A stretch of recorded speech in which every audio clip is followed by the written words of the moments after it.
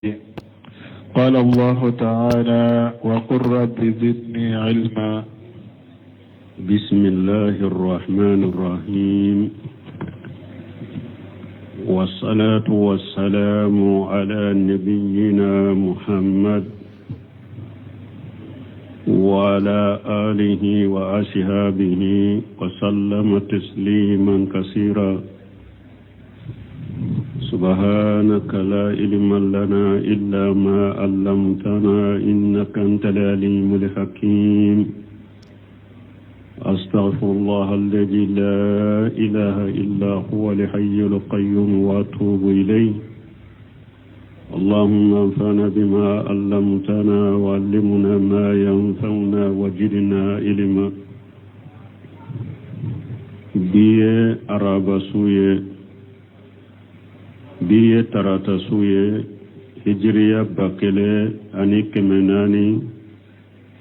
ani binani ani wolonfula shaharul muharram minye hijriya san kalo folo bisu nyotani sabanai miladi nasaraw ka jate ba fulani mugani duro san kalo wolonfulana bisu nye o sheginai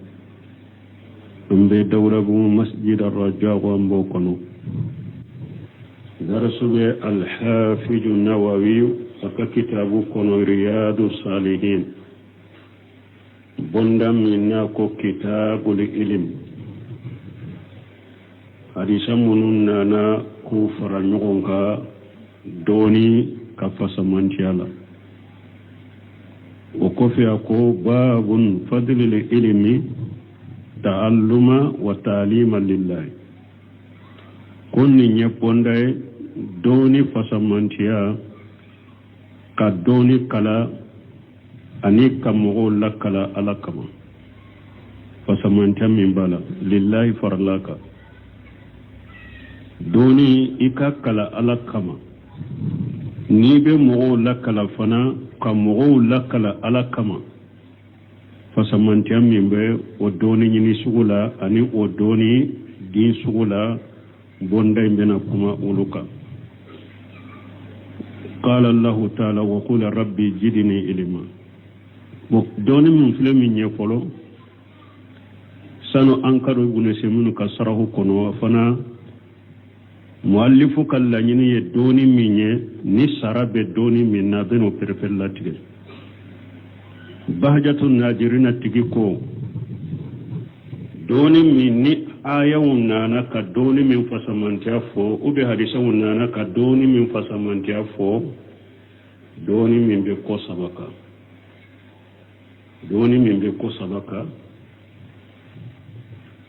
ayatun muhakkamatun natiqatu doni min be qur'ana ka qur'ana doni ka qur'ana famu وسنة أو سنة قائمة مادية وبتشيدن كسنة كيدن كسنة سبتلو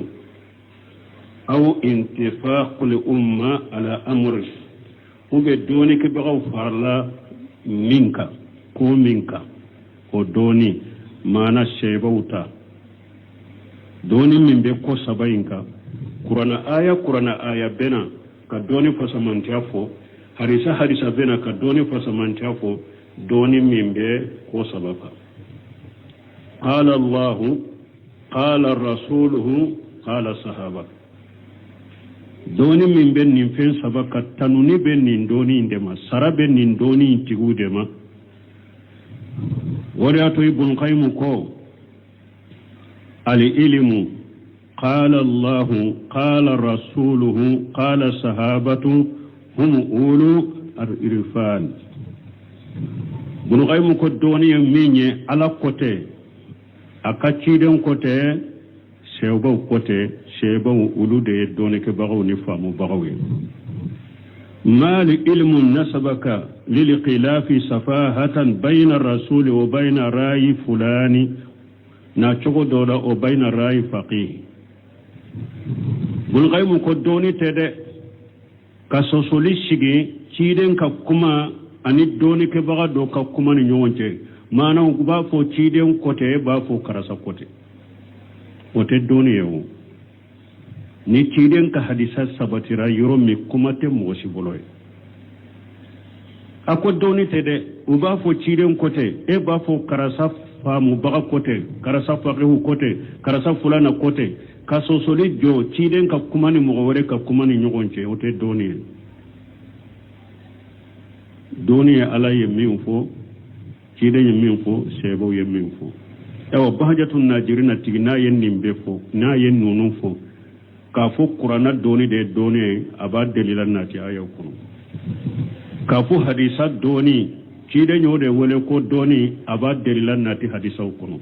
ka fo sebo ka famu ka kuma sebo ka kuma ka fo sebo do kote aba dalilan nati hadisa kuno tumami Sheikh Albani fana kumana nimbaituka وابن قيم قال علم قال الله قال رسوله قال صحابته هم أولو الإرفان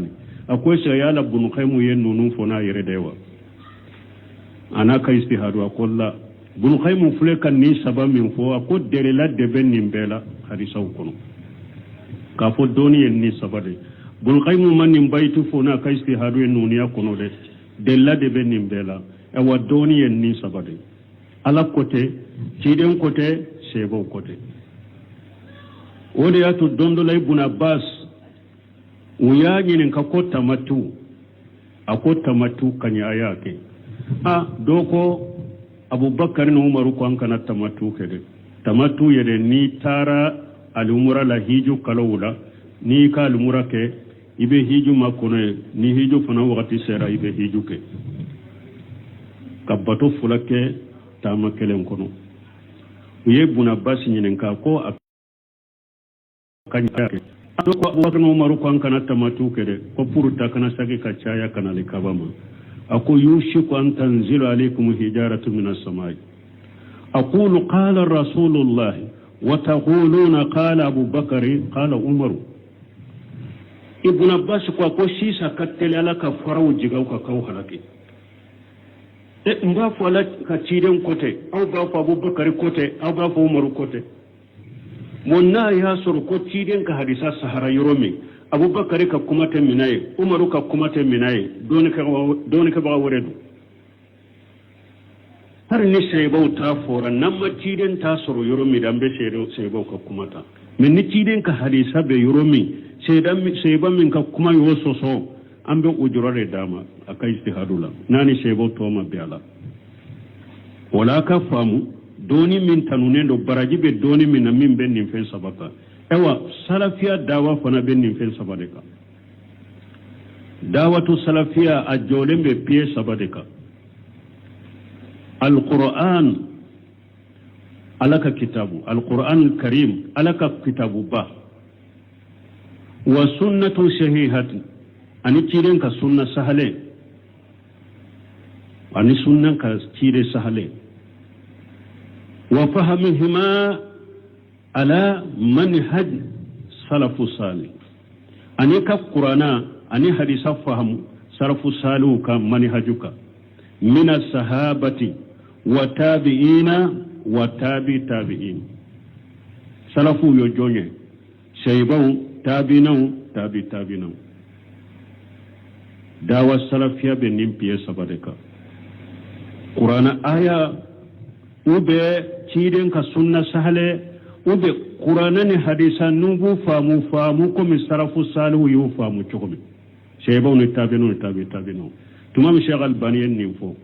awa ako jamakulu filila de pigale fo sisa filibanti jamakulu be aka fili sababu ye munye uye piye sabana mimbila fahamul qur'an wa sunna la fahamu salafu salih jamakulu filile be bidiya jamakulu be haklina jenge tigi be aye piye sabana inde bila ka qur'ana ni sunna fahamu salafu ka fahamu ka uyode bila wode be filila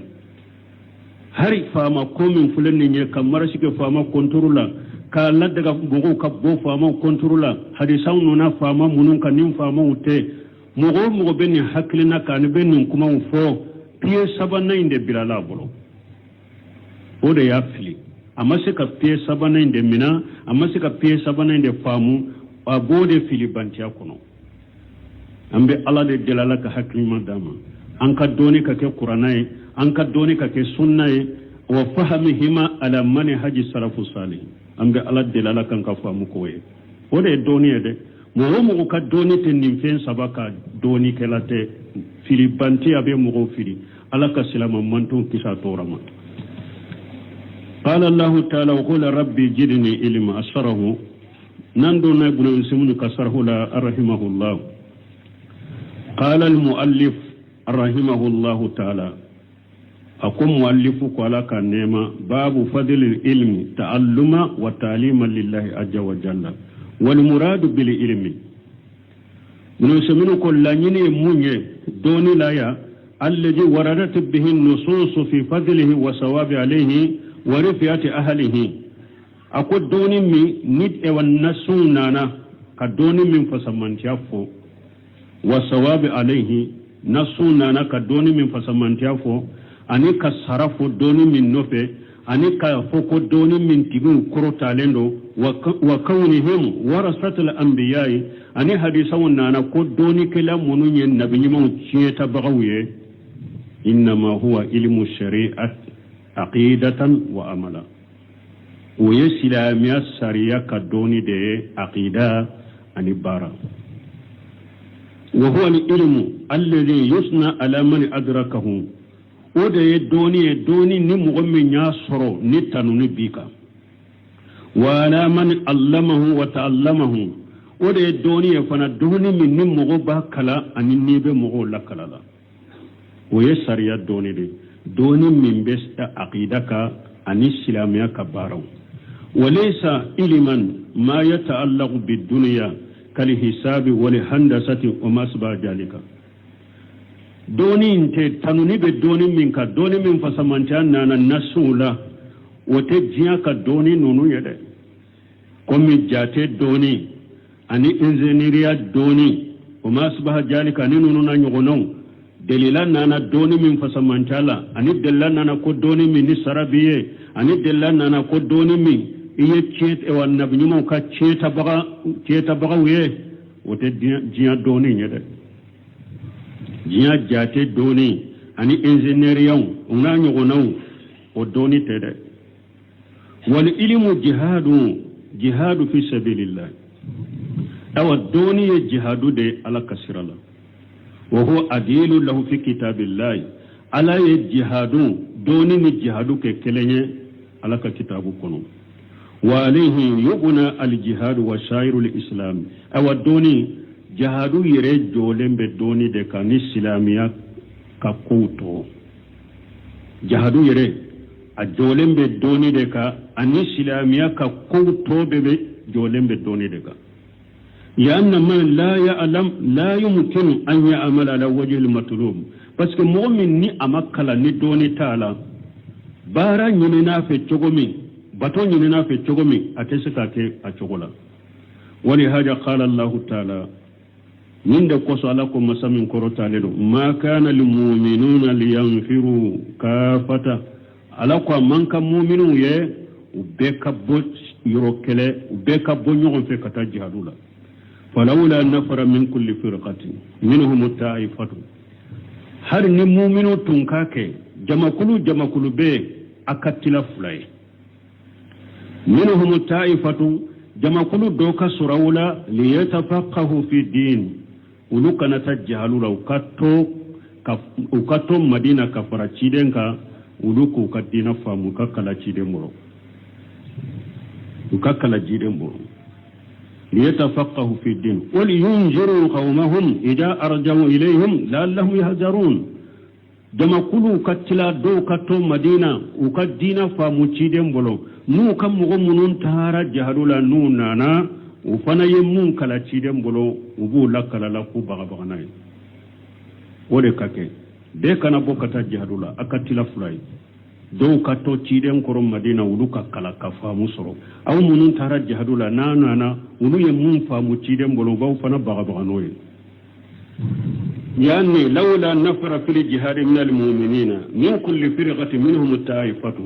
hari ewa mu'minu tunkake jamakulu be mu'minu da jamakulu doka sorawula wa qadati ta'ifatu ughra jamakulu doka sorawula kata jihadula wa qadati ta'ifatu ughra jamakulu were kashigi madina liyatafaqahu fi din puruka famu soro dinala ukaduna kala ka famu wal yunjiru qawmahum ja'a rajau ilayhim an pour uku kam go baga nu kam go sagira kana umma ay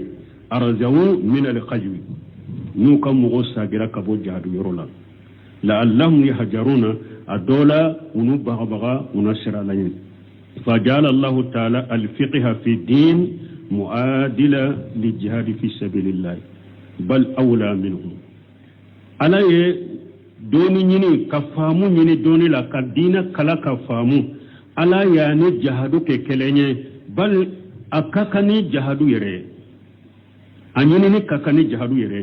لأنه لا يمكن أن يجاهد المجاهد بس كجهادو كلا تسكا جهادو كي ولا يصلي المصلي صلي بغت سكا صلي ولا يجكي المجكي جكبو بغت سكا جكبو ولا يصوم الصائم صوم بغت سكا صوم ولا أن يحج الحاج هيجو كلا تسكا هيجوك ولا يعتمر المعتمر المركلا تسكا المركي ولا أن يأكل الآكل دمن بغت سكا دمنك ولا أن يسرب شارب من بغسي تسكا منك ولا ينام النائم سنو بغتو تسكا سنو ولا يستخرج المستيقظ كنو بغت كنو إلا بإلم فنن ببكني دوني دي فالعلم هو أصل كل شيء دوني دي يفهم باللسرية ولذلك من دقصو قال النبي صلى الله عليه وسلم نبي نما قالك ترونا كسيبك من يريد الله به خيرا يفقهه في الدين أكون على خيرا لني مؤمن بالله فهم الدين دل على خيرا لني مؤمن بالله فهم الدين دل hadisa saraw bagaw doko hadisa kam mafhumu bayirana ni alama hera nyini mؤمن te dina fam ولا فرق بين المجاهد الذي يسوي أسنة قوسه إفرانسيتي جهادو كلا من بي أكا اوا بليشي بني كلا ناباك كادلا كالدا اللبي وبين طالب العلم الذي يستخرج المسائل العلمية من بطون الكتب دي فرانسيتي جهادو كلا من باك كاكا بني كلا دلا كاللبي ani doni nyinina memba ke ka dina masayla nyine ka bo kitabu kono difference tunu nyogonche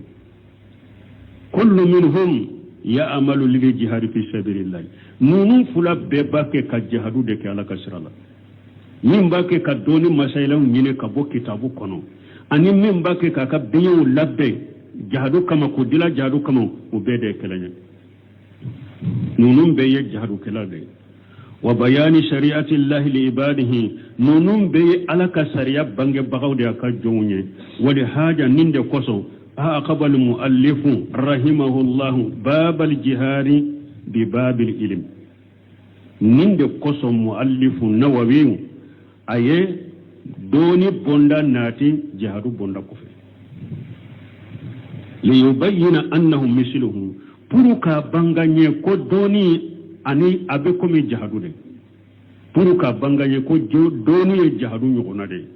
bal inna badal ulamai bal doni ke bagaw do faddalahu ala al jihad fi sabilillah doni ke bagaw do ye doni yere fasamanki hajjadu kala kasral doni ke bagaw do yere bolo doni kanyi kateme jihadu kala kasral wa shahihu me ibn saminu ko min sahalendo أن في ذلك تفصيلا فرنفانسيا دبقولا دوني تفسمانتيا جهادو كتي فرنفانسيا بالا فمن الناس من يكون الجهاد في حقه أفضل مغدو بسكا سورو عليك الجهادو كي عليك الجهادو دكوسا كتما كدوني نينيكا ومن الناس من يكون طلب العلم في حقه أفضل مغدو فنا بسكا سورو عليك دوني نيني de kausa le makateme jahaduka wa idha kana rajulu qawiyan sujaa miqdama ni mogo min kɛra cɛ dɔ bɛ fanga b'a la kosɛbɛ a ka farin ayiwa kow la a bɛ taa ɲɛfɛ kow la kosɛbɛ maana ni ko min nana la dɔrɔn a bɛ tɛmɛ k'a kɛ de yila t'a bolo ni mogo min b'o cogo la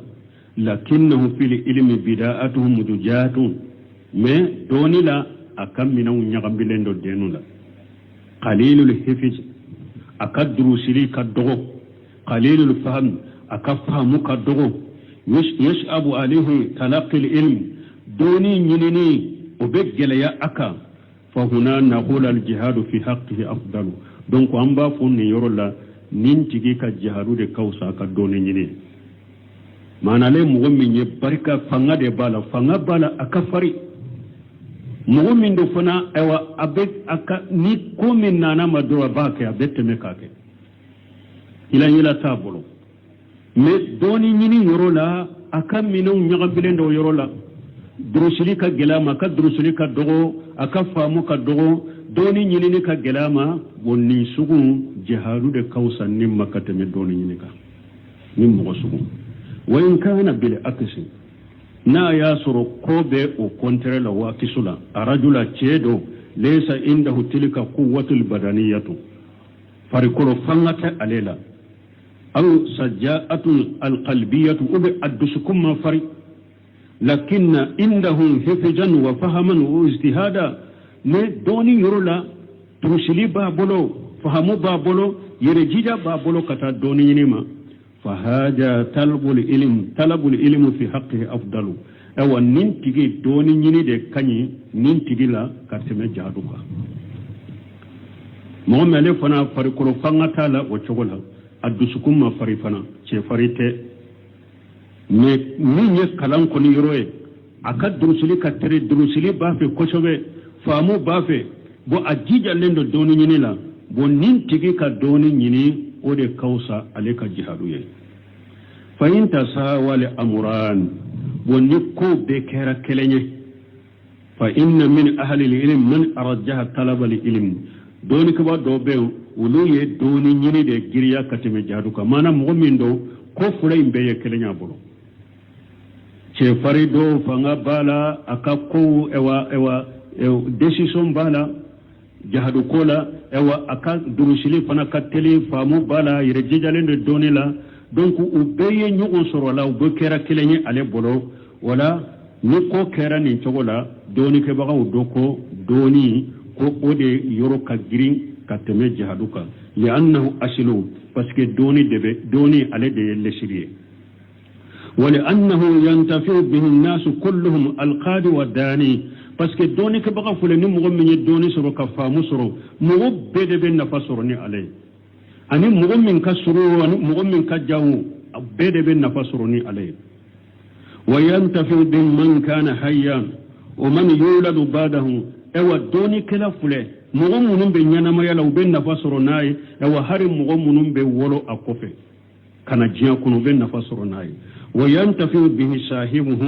في حياته وبعد مماته او دوني فل دوني تيغي ابن نفسرني كدوني كنينما يلا او هاري فاتولن كو في بك دوني نفسر دوني كلا كوني كما قال النبي صلى الله عليه وسلم كم النبي ما يفني تشغم على كترنا كسبك اذا مات الانسان انقطع عمله الا من ثلاث صدقة جارية أو علم ينتفع به أو ولد صالح يدعو له كيرون كوني هذا مدين سارا يتم ببارا نيما كجيان كنا بيتيغرا فو سبا يجمع صدقة جارية ye bara nyuma munun ke hari fatulen ko fe no bara nyuma no ba ke kaboli ko fe komi ye misiru jo be kala nyoro be ye yiri uturu ube ye foraju se kudi mogoma ifatulen ko fe nim baraji be sima afulana ube doni mi yen nafa sorona e yere doni kala ki yere nafa naye ka kasetu to ka kitabu to ube kala ikofe ikera sababu ye kamo kandara nu ka doni ye e wanni fana mogo kandara ni ka doni ye ube mogo bi ka kasetu lamme hari fatulen ko fe ube ubu ka kitabu dilale laje ku yere nafa na baraji be sima sabana ube ni ye denyuma to ye demmi lakala dina la ka la famu dina la hari fatulen ko fe abe do kiye donc ni nya yira ko doni ke baga ibe nafa soro ni ka doni ye i kan nyana ma ya ni hari ka fatuli ko fe balu gunu seminu ba fo yoro dola yere ako doni yira ko ni sabala ako doni de kausa ni sababe ako ni sabato i ko fe asaba imbese abe asaba ifula imbese ka tige dondola me doni koni ewa ni ye mogo munu kanu ye kitabu de to fo kata lagara ayi misale ta ko shawul sila bunte mi afule sisa bunte mi nunu na nyogona demmi be jian kono ka dogo de e depuis hijra sanke mi wolon hulana ulo ka dembe soro jian kono ko be do ku ya me aka doni te sisa wa ha aka kitabu ute marasha kofia bu ha manu mu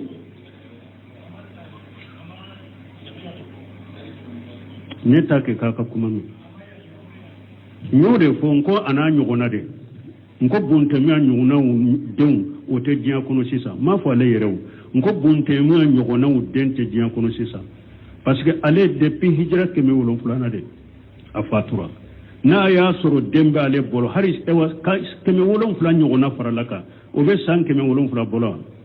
sisa ma soro fatura wa mais aka kitabu take kan nafawa aka kitabu bake kala ayi binusimu ne misaliya tawla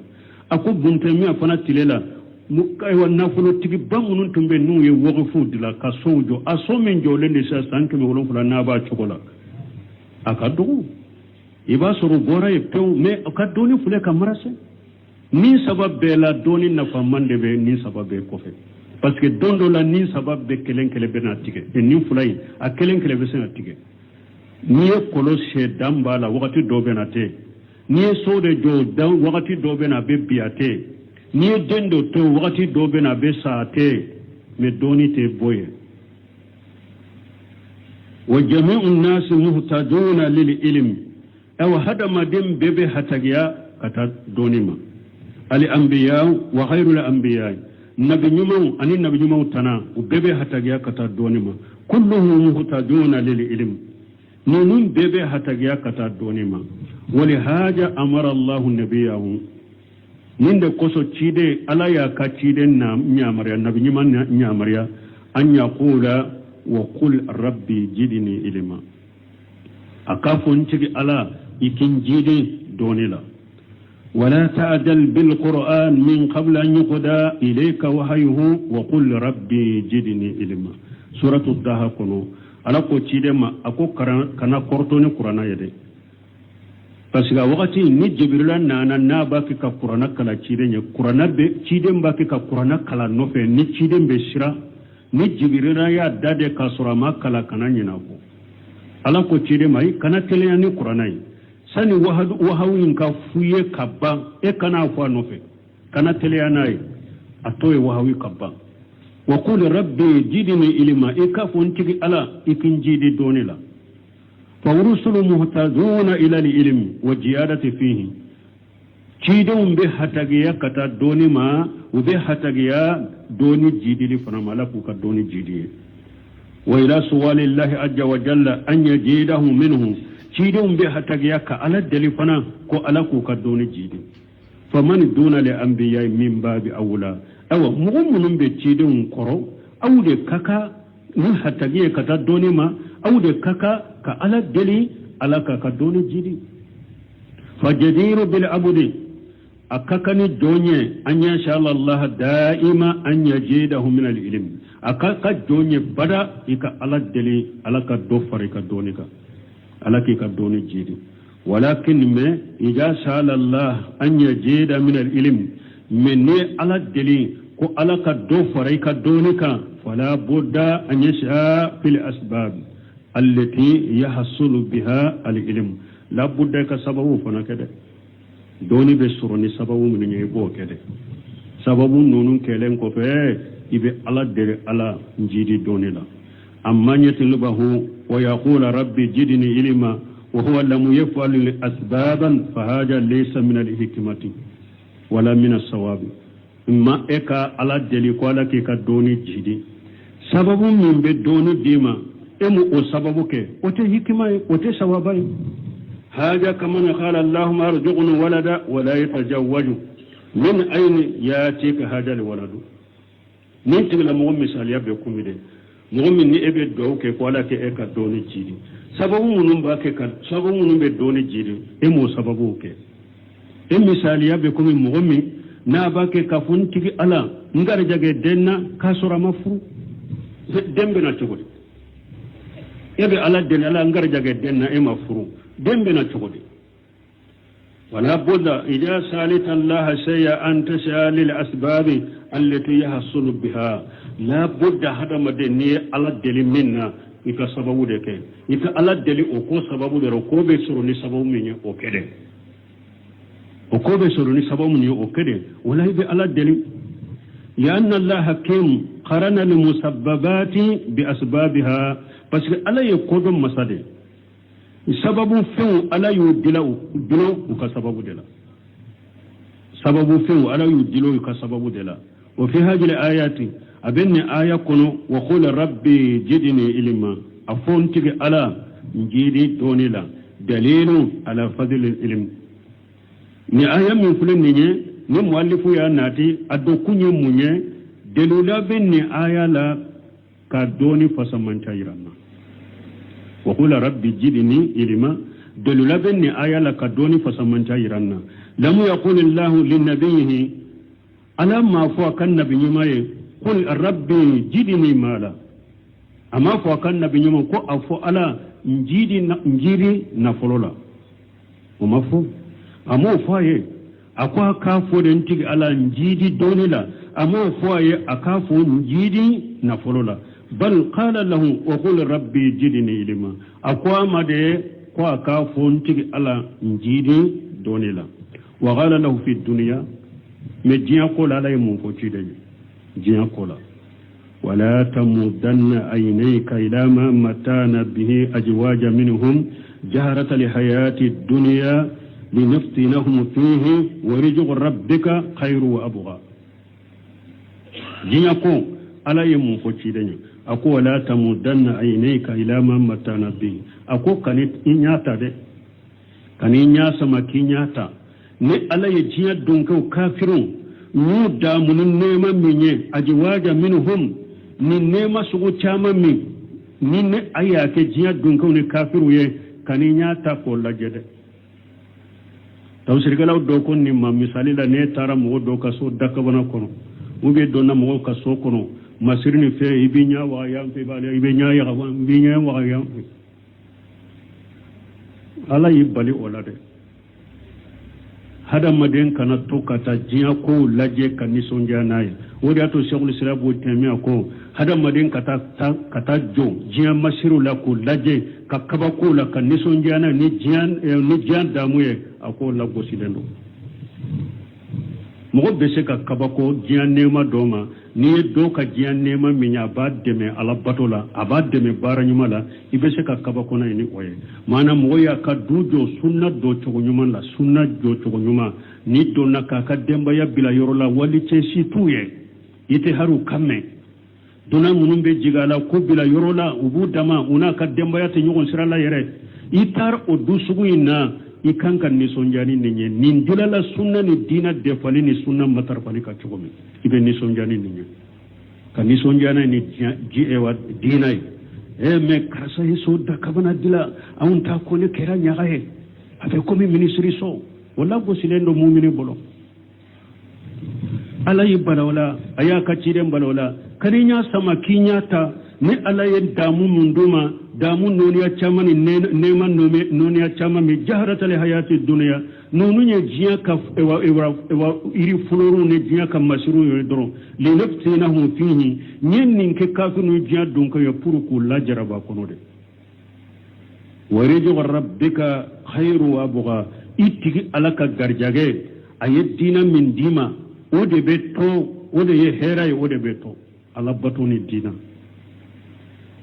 أسأل الله تعالى أن يمن علينا وعليكم بالعلم النافع do se mun ye dawke ako alebe ala deli ala ka fonnan shirake anwe ani aw ni doni aka fonnan shiraka nye aka doni nafa mandama wal amal salih ani aka baranyuma ako kanye wa dawati ila allah ala basirati ani ka wulike kata alama doni ka ala ko kanye وقال تعالى هل يستوي الذين يعلمون والذين لا يعلمون وقال تعالى يرفع الله الذين آمنوا منكم والذين أوتوا العلم درجات وقال تعالى لكم مسمى قرطالين هل يستوي الذين يعلمون والذين لا يعلمون يعلم مغمون بفندو أني مغمون تفندو لو يكلنيا دوني كبغاني الجاهلية كلنيا وقال تعالى لكم يرفع الله الذين آمنوا منكم والذين أوتوا العلم درجات ألاكو ألا بمغو قرطة أولا مغو منو لمن يرى أولا ألا بمغو قرطة ندوني ديرا منو ما ألا بو قرطة درجة شاما مغو توكا قال المؤلف رحمه الله أصره قال المؤلف رحمه الله تعالى باب فضل العلم تعلم وتعليم لله وغير سبق لنا شيء من كلام على العلم fendo kuma do temena ambolo minye ka kuma donika wa bayani anna li ilma al mamduhu ka bange ko doni min tanunendo wallazi fihi sawabu an doni min nisarabala alafe huwa al ilmu fi shari'ati allah azza wa jalla wa ya alaka sariya doni de masamin ka bakur talinu وما كان وسيلة لذلك كعلم النحو والصرف وما إليهما awa ani sira munun beke sababu ye ka sariya doni nogoya ye komi nahawu doni ani sherifu ani min be kata ulu fulama fa innahu wasilatu akun nunu ye sira de wa qad qala al ulama doni ke bawo fana ko inna lil wasail ahkama al maqasid sirawu ba ke killa se minna o kiri de be di siraima mana ni sawaba be ewa ni ewa sarabe donila silamiya sariya donila mina munun ni sira munun bi illa se silamiya sariya indoni ma silamiya sariya indoni kiri de be duma wal ilmu sarayu yanqasimu ila qismain awa silamiya sariya doni abetila kata tila yorma fula qismu faradin ayn tilama yodobe akatilama dobe oye fardu ayn yajibu ala kulli insani an yata'allama silamiya sariya doni be tila kata tila yorma fula ubafo mimma ko fardu aynu kore munye ko fardam min do ye bede kere ka wajibi kai ka nyedo oye bede kere ya ka wajibi kai ka nallo oye fardu ayn wa qism akhara fardun kifaya silamiya doni silama yoro mimbe fulana mimbe oye bafo mimma fardun kifaya munye nin doni ye farla dede me ambete ni mogo doya do kaba farda binna kabantoka anto kera anto ko nyini oye mustahabu ye farda tantoka ni mogo kelenya anyini ka do kaba ube mogo damado ya do wasabbe sika keni munu nye silamiya la anto wajibi tanka tuni anko doni sugu kala uba fode ma fardu ayni ija qama bihi man yakfi sagata am baqiyati nas ni mogo joranay munu be wasake afarda binna kabantoka wa qismu salis doni tila yoroma sabana yatafarraw an nisani o be faraka bo fulana indela sunnat minye sunnay wa huwa ida qama bil ilmi man yakfi fayakunu fihi lil baqina sunnatan mana fardun kifaya ni mugo sorola munum be joni fardun kifaya ye anko doni sigu nyini sunna do anka أما العلم الفرض أو ما علم الفرض العيني الذي يجب على كل إنسان مدون من يفرد كركرني نا واجب هذا مدن كلنكا يكو كلاكو نيادو فهو أن يتعلم الإنسان ما يحتاج إليه في أمور دينه الواجبة ويدون سوى جمعية هذا مدن إيكا فين كلا فين من نيبه هتغاما إيكا دينا يرو دينا wajibu munun beka ika doni kala dina wajibu munun beka ibeshe ko ulu keni o doni e chokomi o ye wajibe ika ka an yata'allama ma yata'allaqu bit tauhid misali la ko munun be jilo tauhid la mo kelen kele ko nyado o ye fardu ayni ka wa bayan ma yunafihi ani koko be tauhidi ge ka boy wa yunakhiduhu ani fumu fe be tauhidi gurja min ash-shirki kullihi jali'ihi wa qafihi shaqirihi wa kabirihi fulan ka fuyan noni ape abangale adogole afitini akumbaba kan nunu nyado ni nye fardo ayni de mo kelen kelen ka mo kelen kelen abika iki ka tauhidi kala kanyado ala kelem tobe bato chogomi o kala ko do nimbe tauhidi nge ube nimbe tauhidi gurja fulan ka fuya noni ya be ika be kala fulan ka fuya bangale fulan ka fuya dogole fulan ka fuya fitini fulan ka fuya kumbaba abbe kala ka nyado لأن هذا المفروض على كل أحد بس كنني فرد ده موكلن كلك بل هو ياتو التوحيد كو تلون كتي توحيد كو لا ده مودو فوق تب هذا ما ده نيت توحيد تي بولي كدين لا دينا تي بيو توحيد كلا ني واجب ده بكا فرد اينو ده بكا كم مشرك يا كاليتو بكا لا كو دو كي يري كولوشيما او يي واجب ني فرد اينو ده بكا لأن كل إنسان يجب عليه أن يعرف توحيد الله بس هذا مدين كلين كلا واجب رأيك على كلبان شادو ويوحد الله تعالى بما يقتص به جلا وعلا إك على كليني على كركرن منو إك على كليني ولولا donc ni fardo ayno beka nindo hembali mon ni nya doni ndo sa hanka jamana kono niye bugo fawjani ka kuma yere al-islamu sahihi ibe min nin kala yere be islamiya yere do yere o kaddo yere eki do sira dawla ka mo min tamina ka mi koro do adala islamiya e jumay anka salli anka su islamiya yode e do ba fo niye sere kuma fula fo doro islamiya wode doro hay al-islam سلامية الإسلام الصحيح سلامية مينية الإسلام لله بالتوحيد والإنقياد له بالطاعة والبراءة من الشرك وأهله سلامية سهل ينيند كي يركلو عليه كي يرد علامة ني توحيدية أني كي يركلو عليه ني بطوية أني كباريا كبو مشرك يما أني مشركو الولا والبراء mogo dobe inu ulu kanka ke kelenye silamiya boyira mogo dobe inu ulu kana ke kelenye nanya fo chogo mi sisan ka dawa kila chamanye ninde bola ambe ye kelenye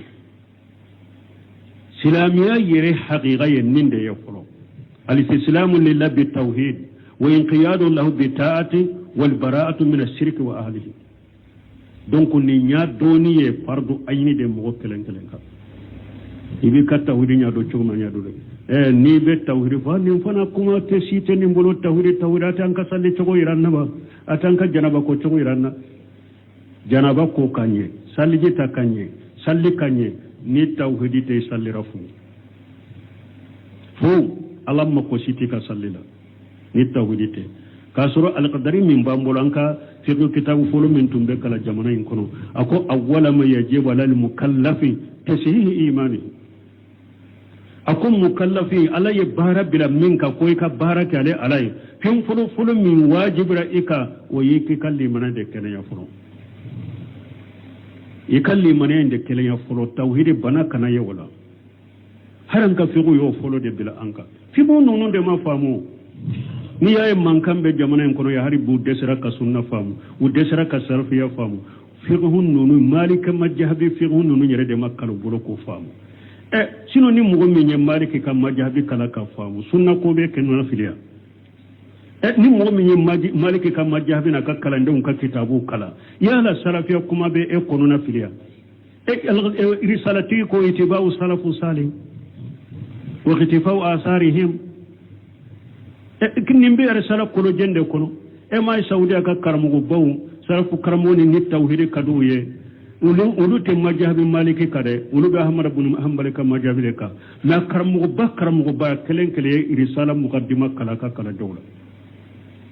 parce que be manhaju sarafu de ka abdul muhsin abadi tabe abdurajaq tabe cheikh salif tabe abbe kitabu alhamdulillah be mbolo beyenni irisala muqaddima sarafu parce que be salafiya tabolo de ka munum bu yere gosiya ko be malik majhabi ka ulu yere ko salafiya bidiya o be lakali chokode famu baliya imbe jamana en kono diplôme to koy diplôme nye papier de ma diplôme tegul la gosi de mais diplôme tigi ma aqida famu ma tawri famu papier bi ka jifa kono ima kala papier bi ka jifa kono ima kala de ni aqida ko abu hanifa fu aqida de ma fiqhul akbar wa ya aqida de fiqhul asghar wa ya furu doni abu hanifa ye tauhidi wala aqida wala de ko fiqhul akbar famu baye ode diplôme be ka jifa kono ma aqida do ma salafiya do diplôme sugu jungando papier simple dire ma doro be grino e alaka hakima da malaka aqida ni tawhid famu dama de kazalika abo chogo kelena aida as-salatu salatu mafrudatu ala kulli ahad as-salatu mafrudatu ala kulli ahad aw salli fanay farda de mo keleka la tasqutu an al-muslim abada ma dama aqluhu sabitan salli tibika muslimaka abada ki hakili sabati lentoy do ba fo ko salli be ni do ye ubu yere ke ko karamugo banu mugo famure ka suru nyugo fili bantuta ko salli be bi mugo ka wakati juma ko ni yele na yiri ka wara na dai koro ko salli binna ka boyta salli tebbi ka bosla maka ki hakili sabati lendo ibe salli iri ka chogo mi be salli iri ka chogo de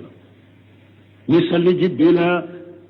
afule ni salli jitila ka bido bi bolo iri ka be salli jita iri ka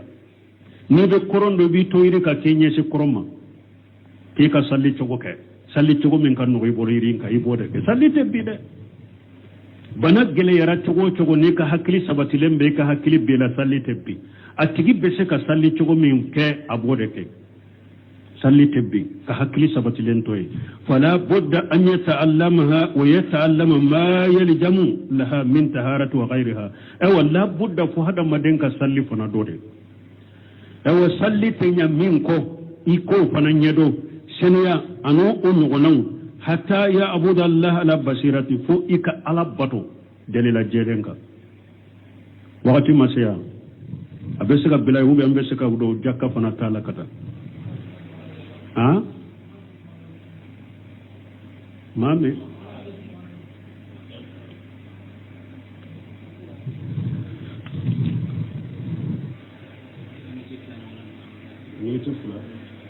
ambe jakata infrak الزكاة لا يجب تعلمها على كل أحد من يجاكا دوني أما واجب يبقى من عنده مال وجب عليه أن يتعلم ما هو المال جكوي من مؤمن نفلو بيبولو إكرا نفلو تجي ولا أبي إكا أكلكا دو نفلو جمع نجاكا واجب رلا ومقدار النساب أواجب إكا سيسا نفلو سيرا ناسيرا حكي جمعنا نجاكا بيكا ومقدار الواجب نيكا نفلو سيرا جاكما سانيري منا أسيرا نسابهم إكان كجوليبو ومن الذي يوتى إليه الجكاة نين كجاكا بومبادي جمع وما أصبح ذلك أني نونو نانيونو نمو من كيرا نفلو تيجي نونون دوني بيكا ni nafolo te mugo min bolo fanta ate eka jaka ko kala jaka ka kiro kala lima wajibe ka sunna do mustahabu do me ama wajibe ka foni nafolo be mugo min bolo lakin la yajibu ala kulli ahad an yata'allama zakata me ama wajibe beka ika jaka kala ka do fa idha kana faghira falimaja nuzibu alayhi an yata'allama ahkam zakati wa huwa laysa indahu malu ni mugo min ye fantande cogodi amba wajibo ka ko ka jakka kala kado نفلو تابلو الصوم يجب تعلمه على كل أحد أو صوم أواجب ربك يكصوم فندو يجب أن يتعلم الإنسان ما جاء يصوم عنه أواجب هذا مدينك إبي سونك دنيا يكودو وما هي المفترات إبي سونك كبو مننا يكودو وما هي المفترات سنتك فين يجمعي نيي سنة جمان فين بسنتك وما هي النواقض صوم فين جمان بسن غرجا وما هي منقصاته فين جمان بسن نقشي أبراجين نقشي وما سبه ذلك أني نوننا نغنو دونك هذا مدين كلين فنديك كل إنسان يصوم يذيب عليه أن يتعلم ذلك مغو نيبي سودك awajibre ka ika sun kiru kala kudo awajibre ka ika sun kiru kala kudo donc ni nye fulana ni ala ye dresure yiranna minye jakte hiju fanataye ambe dogulula ani sarahu mabba subhanaka allahumma rabbuna bihamdika ashhadu an la ilaha illa anta astaghfiruka wa atubu ilayk